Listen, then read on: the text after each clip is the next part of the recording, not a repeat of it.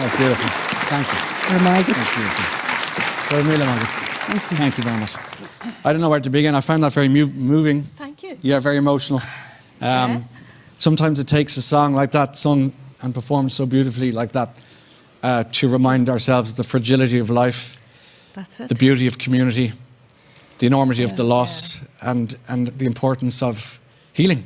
The importance of people being together. Yeah. You know, you talked about the Mhaonaigh situation, you know, where people here in Ireland were always so good at gathering around. It's a trait I hope we'll never lose. And it's a word, another word comes into my mind in Donegal, ta smúid aring, which means there's a veil of sadness over us. And I can't think of an English word for it, smúid. You don't need one. Yeah. Because it describes perfectly where we are. You know, we've been talking in the last few years. You very kindly came to see us. We found music during the pandemic is very, very moving, very like a balm, and it just feels that then this landed on the island, this horrible story, and in that beautiful county so beloved to you both.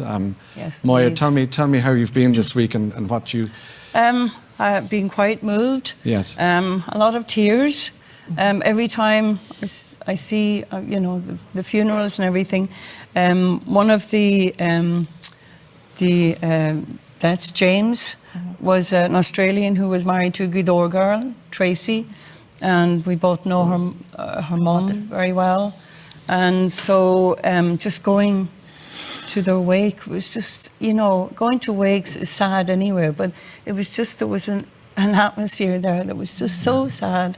And then when you hear Hamish, that lovely young 12-year-old, and the courage he had, and how he spoke, and it was just so moving. And so every time I hear anything, or even just watching today's funeral, just brings tears to my eyes. It was just, I think it has a lot to do with the fact that, you know, this was a place where everybody went to. It was a local shop. It was the post office. It was a hairdresser. A safe place. You know what I mean? Yeah. And I think that we all go to these places every day without thinking. That's and right. so I think it was passed just 20 minutes before it happened, and I was looking at the diesel prices, you know. There I was driving to Derry, you know. And I was saying, I'll go in there now for diesel, and something in my head said, no, go, carry on to Letterkenny. And so that is quite extraordinary. But that's a lot of stories like that about people that stopped there every day. They went another direction, or just came immediately afterwards and just heard, you know, my sister-in-law's sister, Breach, who arrived minutes after it, and just she said, it'll take her a while to get over just the screams and the, you know, just that were happening, and it's. But out of all that trauma, you know, you have that community showed us how we can build on, you know, love and that braveness, and, you know, how we can actually make something easier for the people who are grieving, like all of us. I thought it was only happening in Donegal, but when I came to Dublin last night, people were chatting to me about how it is here.